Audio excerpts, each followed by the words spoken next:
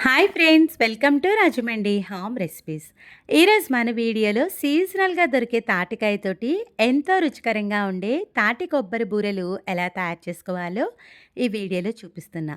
తాటికాయతో ఏ recipe చేసినా దాని రుచి అమోఘంగా ఉంటుంది. అలాంటిది కొబ్బరుండలు వేసి తాటి బూరెలంటే ఎంత టేస్ట్ ఉంటుందో మీరే ఆలోచించండి. తాటికాయతో ఎన్నో రెసిపీస్ మన ఛానల్లో ఉన్నాయి. తాటి గారెలు, హెల్తీగా తాటి ఇడ్లీ, పిల్లలు ఇష్టపడేలాగా తాటి పండుతో కేకు, యూట్యూబ్‌లో ఎవరో చూపించిన విధంగా స్వీట్ రెసిపీ ఉంది. ఇంట్రెస్ట్ ఉన్న వాళ్ళు డిస్క్రిప్షన్ చెక్ చేయండి. బూరెలు చేసుకోవడానికి ముందుగా కొబ్బరుండలనైతే ప్రిపేర్ చేసుకుందాం. మిక్సీ జార్‌లోకి ఫ్రెష్‌గా కట్ చేసి పెట్టుకున్న కొబ్బరి ముక్కలు వేసుకొని గ్రైండ్ చేసి కొబ్బరి తురుమునైతే రెడీ చేసుకోండి. లేదు అనుకుంటే కొబ్బరి కూరతో కూడా కొబ్బరి తురుముని తీసుకోవచ్చు. కాస్త దళసరిగా ఉండే పాన్‌లోకి ఒక కప్పు నిండా తురిమి పెట్టుకున్న బెల్లం వేసుకోవాలి. బెల్లాన్ని కరిగించుకోవడానికి మనం అస్సల ఎక్కువ వాటర్ ఏమీ వేయకూడదండి. 2 లేదా 3 టేబుల్ స్పూన్స్ వాటర్ మాత్రమే వేసుకోండి. చూస్తున్నారు కదా! ఇలా కొద్దిగా వాటర్ వేసుకుంటే సరిపోతుంది. స్టవ్ ఆన్ చేసి పాన్ పెట్టి ఫ్లేమ్‌ని మీడియం ఫ్లేమ్‌లో పెట్టి బెల్లాన్నయితే కాస్త కరగనివ్వండి. ఇలా గరిటెతో కలుపుతూ బెల్లాన్నయితే కరగనివ్వాలి. బెల్లం ఇలా కరుగుతున్నప్పుడు 1 లేదా 2 బెల్లం ముక్కలు ఎక్కడైనా ఉండిపోయినాయి అంటే గనక వేడి మీదే గరిటెతో ఇలా అన్నారంటే మెత్తగా అయిపోతుంది. చూడండి, బెల్లం అనేది ఇలా కరిగి బబుల్స్ వస్తే సరిపోతుంది. దీనికి ఎటువంటి పాకం రానవసరంలా. బెల్లం ఇలా కరిగి బబుల్స్‌లా రావాలి. వచ్చిన తర్వాత మనం ఆల్రెడీ రెడీగా పెట్టుకున్న కొబ్బరి తురుముని అదే కప్‌తో ఒక కప్పు నిండా వేసుకోండి. కొబ్బరి తురుము వేసిన తర్వాత ఫ్లేమ్‌ని లో ఫ్లేమ్‌లో పెట్టుకొని మాత్రమే కుక్ చేసుకోవాలి. ఏ మాత్రం హై ఫ్లేమ్‌లో పెట్టి కుక్ చేసినా కొబ్బరి తురుము మాడిపోయినట్టుగా అయిపోతుంది. మధ్య మధ్యలో ఇలా గరిటెతో కలుపుతూ 10-15 మినిట్స్ పాటు ఉడికించుకోండి. చూడండి, ఇది కొంచెం దగ్గర పడింది కదా! కొంచెం రుచిగా ఉండడానికి 2, 3 స్పూన్ల దాకా డ్రై ఫ్రూట్స్ మీకు నచ్చినవి గ్రేట్ చేసి వేసుకోండి. ఇలా వేస్తే గనక కొబ్బరుండలు తినేటప్పుడు డ్రై ఫ్రూట్స్ తగులుతూ చాలా బావుంటుంది. ఇది కొంచెం రుచిగా ఉండడానికి 1 స్పూన్ దాకా నెయ్యిని కూడా వేస్తున్నా. ఇది కొంచెం దగ్గర పడేంత వరకు లో ఫ్లేమ్‌లో పెట్టుకొని కుక్ చేసుకోండి. మధ్య మధ్యలో గరిటెతో కలుపుతా కుక్ చేసుకోవాలి. చూడండి, ఇదైతే మనకి కాస్త దగ్గర పడింది. ఉండ అవుతుందా లేదా అనేది చెక్ చేద్దాము. ఇలా కొద్దిగా కొబ్బరి తురుముని గరిటెలోకి తీసుకోండి. ఇది వేడిగా పట్టుకున్నారంటే చెయ్యి కాలిపోతుందండి. ఇలా ఒక బౌల్‌లోకి వాటర్ తీసుకొని చెయ్యినైతే కాస్త తడి చేసుకోండి.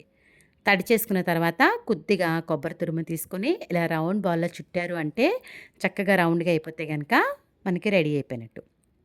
ఇప్పుడైతే స్టవ్ ఆఫ్ చేసేసుకుందాం. ఒకవేళ మీకు ఉండలా రాకపోతే గనక మరి కొద్దిసేపయితే ఉడికించండి. దీన్ని కాస్త చల్లారనివ్వండి. మరీ ఎక్కువ కూడా చల్లారనివ్వకూడదు. తాటికాయ తీసుకొని తాటికాయ నుంచి సాఫ్ట్‌గా ఉండే తాటిపండు గుజ్జునైతే తీసుకోవాలి. తాటికాయ నుంచి తాటిపండు గుజ్జు ఎలా తీయాలనేది ప్రీవియస్‌గా వీడియో చేశాను. డిస్క్రిప్షన్ లింక్ అనేది ఇస్తాను, చెక్ చేయండి. ఒక మిక్సింగ్ బౌల్‌లోకి ఒక కప్పు నిండా తాటిపండు గుజ్జు అయితే తీసుకుంటున్నా.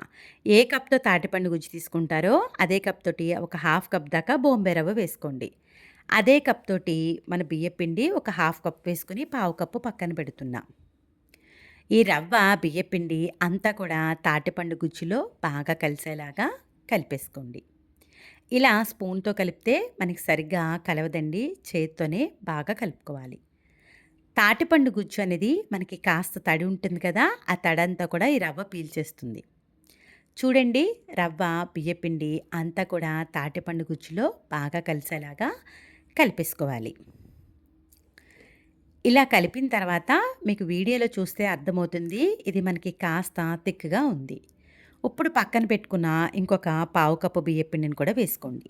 ఒక్కొక్క తాటిపండు గుజ్జు మనకి పలుచగా ఉంటుంది. ఒక్కొక్కటి చిక్కగా ఉంటుంది. అందుకని ఫస్ట్ యాడ్ చేయకుండా ఇలా చూసుకొని వేసుకోవాలి. చూడండి, బియ్యపిండి అంతా కూడా బాగా కలిసిపోయింది కదా! అయినా కూడా మనకి కాస్త తిక్కుగా ఉంది కదా! ఇది కాస్త పలచబడ్డానికి, బూరె పైన లేయర్ కొంచెం రుచిగా ఉండడానికి 1/4 కప్ దాకా తురిమి పెట్టుకున్న బెల్లం అయితే వేసుకోవాలి. బెల్లం అంతా కూడా ఈ పిండిలో బాగా కలిసేలాగా కలిపేసుకోండి. మీరు కావాలంటే 2, 3 టేబుల్ స్పూన్స్ దాకా కొబ్బరి తురుమును కూడా వేసుకున్నా పలచబడుతుంది. చూడండి, ఇలా బెల్లమంతా బాగా కలిసిపోయింది కదా! ఇలా కలిపిన తర్వాత దీన్ని ఒక అరగంట పాటు నానబెట్టారు అంటే రవ్వంతా చక్కగా నానిపోయి బెల్లం వేయడం వల్ల పిండి కూడా కాస్త పలుచనబడుతుంది. ఒక అరగంట పాటు పక్కన పెట్టేద్దాము. ఈలోగా మనమైతే కొబ్బరుండలు చేసుకుందాం. ఇది మరీ పూర్తిగా చల్లారనివ్వకూడదండి. కొంచెం వేడిగా ఉండగానే కొద్ది కొద్దిగా తీసుకుంటూ మనమైతే రౌండ్ బాల్స్ లాగా చేసుకోవాలి. చూస్తున్నారు కదా! ఇలా రౌండ్ బాల్స్‌లా చేసుకోండి.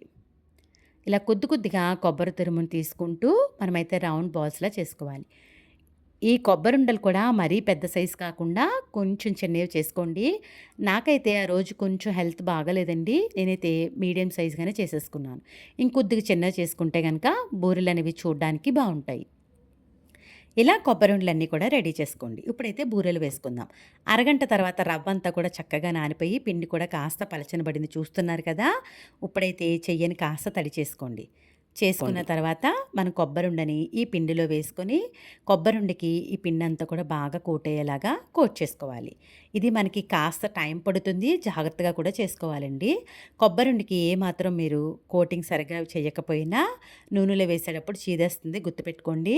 అన్ని వైపులా ఈవెన్‌గా కోటయ్యేలాగా కోట్ చేసుకోండి.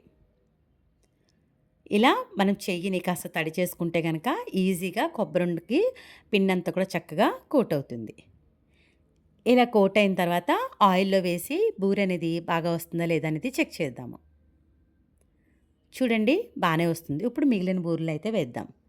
కొబ్బరుండని ఇలాగా మనం పిండిలో వేసుకోవాలి. అన్ని వైపులా కూడా బాగా కోట్ చేసుకోవాలి. కోట్ చేసేటప్పుడు మనకి పిండంతా కూడా చేతికి అంటుకుంటుందంటే గనక చెయ్యిని తడి చేసుకుంటే గనక చక్కగా కొబ్బరుండకంతా కూడా పిండి చక్కగా బాగా పడుతుంది. చూస్తున్నారు కదా! ఇలా వేసుకోవాలి. ఇప్పుడు మనం కాగుతున్న ఆయిల్‌లో ఒక్కొక్క బూరిని నెమ్మదిగా వేసుకోవాలి. ఇది మనకి కాస్త టైం పడుతుందండి. కొంచెం ఓపికగా వేసుకోవాలి. ఇలా పాన్‌కి సరిపడినంత వేసుకోండి. ఫ్లేమ్‌ని మట్టుకు లో ఫ్లేమ్‌లోనే పెట్టుకోండి. హై ఫ్లేమ్‌లో పెట్టుకొని అస్సలు వేసుకోవద్దు. హై ఫ్లేమ్‌లో వేస్తే మనకి పైకి కాలిపోయినా లోపల మనకి కాలదండి. లో ఫ్లేమ్‌లోనే వేసుకోవాలి. ఇలా కొంచెం కాలిన తర్వాత ఒక్కొక్క బూరిని నెమ్మదిగా బ్యాక్ సైడ్‌కైతే టర్న్ చేసుకోవాలి. ఫ్లేమ్‌లు మట్టుకు లో ఫ్లేమ్‌లోనే ఉంచుకోండి. హై ఫ్లేమ్‌లో అస్సలు పెట్టొద్దు. ఇలా కొద్దిగా బూరెలు కాలిన తర్వాత ఒక్కొక్క బూరిని స్పూన్ తోటి నెమ్మదిగా బ్యాక్ సైడ్‌కైతే టర్న్ చేసుకోండి.